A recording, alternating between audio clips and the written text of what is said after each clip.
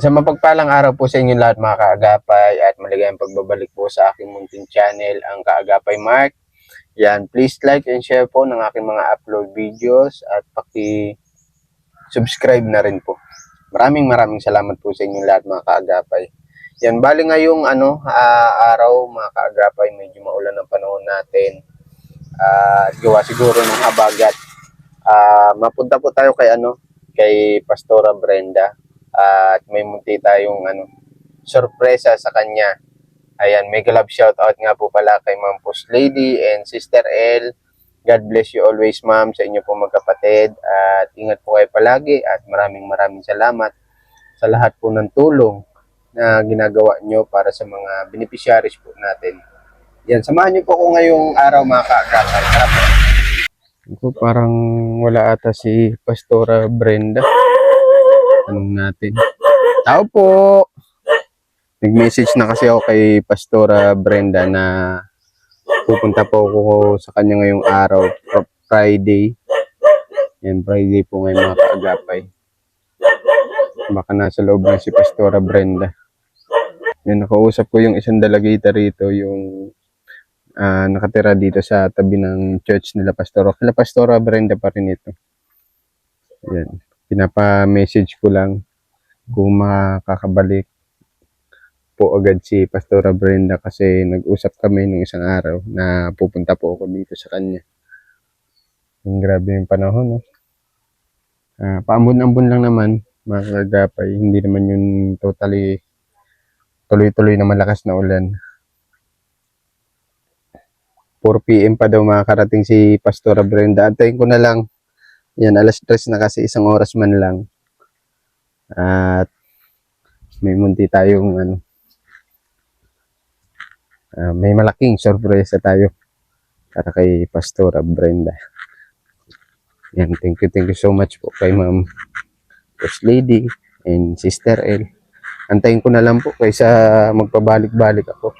At sayang sa gasolina. Yan, ito yung nila. Assemblies of God, Bibira. Parang office to ni Pastora Brenda. Ayan. Tapos church. Yan mga kaagapay. Bumalik tayo ngayong umaga kila Pastora Brenda kasi kahapon may importanteng meeting si Pastora sa school. Para daw yun sa purpose ng kanyang mga pamangkin.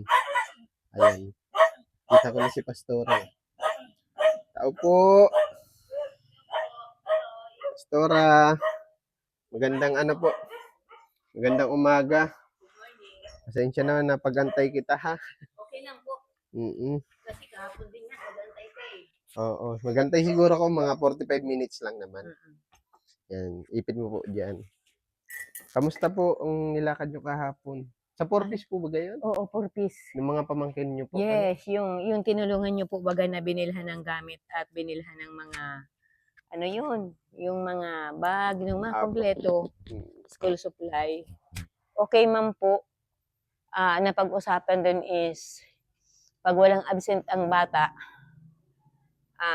yung junior high school, ang kinukuha nila, nakukuha nila buwan-buwan is, 500. Pag senior high school, 700. Okay. Oo. Kaya sapat-sapat man po. So, biyaya po ng Lord na nagkairinting. Tapos, meron din po doon pambigas na 1-2. Kaya, okay. Ilan ba sila yung kabilang sa 4-piece? Ilang estudyante? 3 lang. 3 lang. Isang elementary at saka 2 high school. Okay. Ang hindi niyang kasali sa 4-piece ay yung panganay, yung grade 11. Okay. Ayun. Bali, nagpadala na po ba yung nanay nila sa abroad? Diyos ko, nagpadala lang ng 5K ang pinadala. Opo. Before pa lang umalis siya, nakautang na siya ng 2,000 para paiwan doon, iniwanan doon sa mga anak at wala na talagang asin makain. Yun. Pagpadala niya ng 5K, binayaran, bumalik agad. Pagpadala niya ng 5K, binayad muna yung 2K. Opo. Natirhan ng 3K. 3,000. Ang sisti pa, kung kailan man palabas na sa ospital yung pasyente ko, isinugod naman yung isang kambal sa ospital at nahulog sa santol. Di yung 3K, nabawasan nyo ng 1K. Yung pamangkin yung kambal. Oo. 2K na lang natira. Pinagkasya-kasya ko po yun. Binilhan ko ng 20 kilos na bigas, isang sakong uling, may tuyo, may itlog, may sabon panlaba, pambabad. Kinumpleto ko na po yun para, ngayon ang sabi nga po sa akin ng aking isang kapatid, kasya kaya yan ng isang buwan? Bahala na si Lord. Sunduan na lang yan ni Lord. Ay saka mapurpis man na po baga. So yun yung mga kaantabay po sa kanila. Kailangan lang po porsigido sila lagi pumasok at minomonitor po yan. Yan, monitoring po talaga. Minomonitor ng porpis tapos ng teacher. Kumukuha sila ng record sa teacher. Ano po? Opo, kumukuha Kasi sila. napunta po sa school yung ano, di ba? Nakuha Yung po sila. ano ba tawag doon? Yung ano ng ML, Municipality Link. Oo. Yan, napunta po sila sa school para i-monitor. At maiba lang ako, Pastora. Kamusta yung mga senior natin? Nakakatanggap na ng... Nakatanggap na po sila ng senior citizen. Okay. O di masaya sila, Masaya Nay na Mirna, sila. Nay Carmen. Sino pa ba? Si Nanay Carmen, nakabayad na din siya ng ano, at nag-ano din na po siya, naghulog siya ng one life insurance. Ay, oo nga, bago lang siya, ano? Bago lang siya. Ikaw nga pala yung nagpursige na maghulog siya, ano? Pinursigihan ko po na, mas mababa po yung kay Nanay Carmen, 300 plus lang kontra daw kay Nanay Mirna. Nanay Mirna kasi 550 yung kinuha niya. Eh si Nanay Carmen, 300 plus lang. O di, masaya ngayon si Nay Mirna. Masaya. Yes. Na-delay yung ano nila sa senior. Opo. Mm-mm. Kaya yun. Masaya sila. Awan kung nasaan sila ngayon. Kahapon andito si Nanay Carmen. Kala ko dinatnan mo. Kala ko pag dumating yung senior, hindi magilap. Pag walang senior, nandito. Hindi, biro lang. Dito kasi sila, dito sila nagtatambay. Opo, Kapag opo. mainit sa kanya-kanyang bahay, medyo maliwalas dito kay Pastora at mataas ang bubong. Yan. Tataas lang yung mga kortina niyan, pasok ang hangin. Sila po ba, binibigyan nyo ng mga tungkulin dito pag halimbawang wala po kayo, gaya niyan? Si Nanay Carmen, pag wala po ako, katulad nung nakaraang buwan, month of July, from pizza 13 ng July hanggang katapusan, lagi ako nasa ospital. Oo, ayun nga po yung sabi nyo sa akin. Tapos, si Nanay Carmen ang naaasahan na nagbabantay dito. Si Nanay Mirna naman, pag may prayer every Wednesday, siya ang nagtuturo. Nagtuturo po siya. Siya yung nagba-Bible study. Oo. Nag-share siya kung ano yung mensahe sa kanya ni Lord. Pagbabasa niya ng Bible. Pag mayroong hindi siya naintindihan, nagtatanong siya. Kung hindi sa akin, kay Nanay Carmen. Kasi kami lang po yung dalawang ay pwedeng mapagtanungan niya. Ganun po yung style niya. Kaya yun. Maganda rin yun, Para nalilibang po sila. Opo. Kasi pag ganyang may mga edad na, naghahanap na yun ng libangan. Kasi ang gawa niyan, hindi naman na puro tulog Ang tulog na lang na may mga ganyang edad. Pinakamahaba na ata, 5 oras. Yes. Yung isa ko nga ni senior citizen na yan, nandito po sa labas si nanay po. Nagwawalis-walis siya. Yan yung pinaka-assignment niya. Walis-walis. And then after po ng service at meron man po bang nagbibigay kahit papano, nag-o-offering, binibigyan ko man po siya weekly ng 100. Okay. Paano yung Pastora? Paano po kayo halimbawa nung naitayo po itong di ba, church? Paano po nag-umpisa yung pangangalap ng pondo para mapaumpisahan nyo to? Nag-isimula po iyan ay doon sa isang kapatid namin na nag-donate ng 300 hollow blocks. Yun.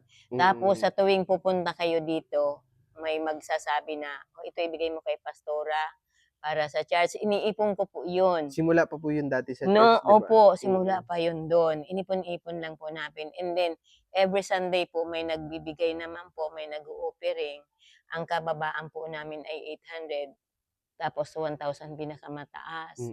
Binabawasan lang po namin yun ng 10%, emergency fund saka 10% papunta sa district. Kasi kapag ganito pong meron kami 10% na pinupuwadan. The rest po nung natira, nabawasan na 20%, yun po yung iniipon namin para pang Bili na pambigay, materyales. bili-bili po, Oh, tayo. maano ka din pala sa ano, magaling ka din pala mag-budget, Pastora. Kasi Yes.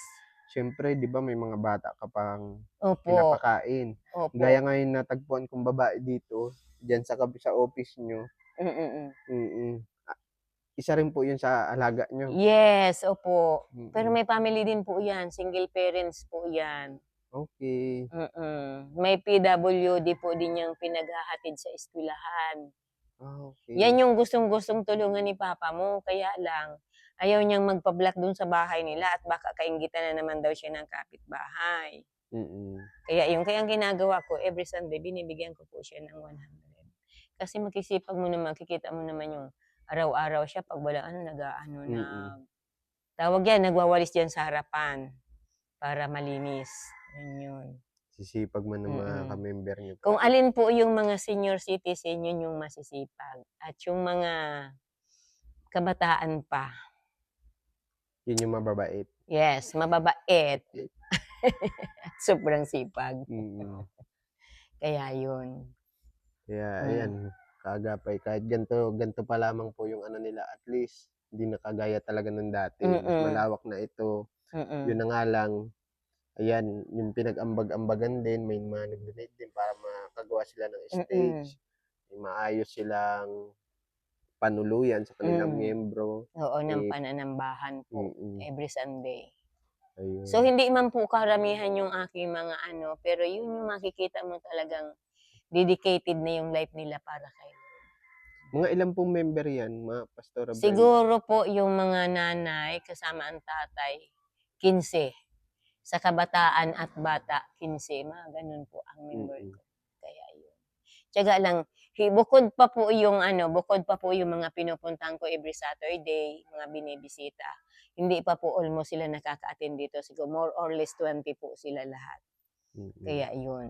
Kasi ako dati naranasan ko din 'yan, kaya pamilyar ako diyan sa Bible study. Mm. Kung alam niyo po yung Saksi ni Jehovah, Opo, opo. 'yan dun dati sa Mm. Caloocan. Ang tiyaga nila talaga magpunta sa bahay, Yes. nangangaral sila tungkol sa salita ng Diyos Opo. at marami kang kapupulutan talaga ng aral. Mas marami Mm. kang tawag dito, mas marami kang mauunawaan na hindi mo maunawaan noon. Opo, totoo Mm. yan. Kaya masarap din sa pakiramdam na nakikinig. Kahit man Mm. ako Katolik ako, tinanggap ko sila Mm. kasi wala namang masama doon. Wala. Kasi salita naman ng Diyos 'yun. Opo. Ang importante po Kuya Mark sa panahon ngayon, anong relihiyon mo, anong inaatinan mo ng ano, dapat ang makita sa atin at matagpuan sa atin is yung nirerespeto mo kung sino man sila at Mm. ano man yung kanilang kinaanim. Mm. Saka yung salita ng Lord hindi dapat pinagtatalunan. Oo. Gano'n po yun. Sinasabi, iisa lang. Oo, kasi isa lang naman po ang ating pupuntahan eh. Mm. Ano na lang yan, kanya-kanya na lang ng pananampalataya, kanya-kanya ng sipag, at may kanya-kanyang pakakatawag. Sabi nga nung kausap ko nung nakaraan, Iglesia ni Cristo, ay tama po yan, magsaliksik ka ng magsaliksik, kasi may tama po talagang panahon yan, sabi ganyan sa akin. Mm. So, naintindihan niya din naman niya kami. Kala ko, ano na po, mabuti na lang, biyaya ng Lord at hindi. Yun. Kasi uso na yung mga debate sa, Yan. 'di ba? Opo, Kaya ako, ayoko na makipagtalo ng gano'n, lalo't ako naman, di naman ako palabasan ng Bible. Mas madalas ko lang siya nakikita sa Facebook. Opo, opo. Ayan. Pasalamat na lang tayo may social media din ano. Opo. At pag-scroll mo lang meron ka ng mga Mm. verses sa Bible ano. Ganun po. Talagang kailangan mo lang din isa-puso Opo. yung message ni God para sa atin. Mm. Kasi kung wala sa puso mo yung will ni God ano, Opo. para kang naliligaw ng landas. Yes, wala ka nang maisip na gawin, nakaganyan ka na lang. Tunganga.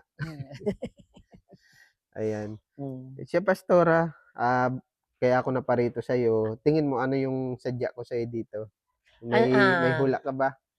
Answered prayer na po ba yung aming panalangin? Yun Ah, yung naisip ko, sabi ko siguro answered prayer na yung aming panalangin. Yun yung nasa isip ko, sana sabi ko, Lord, kung answered prayer na yung panalangin namin para sa pandagdag dito sa aming church.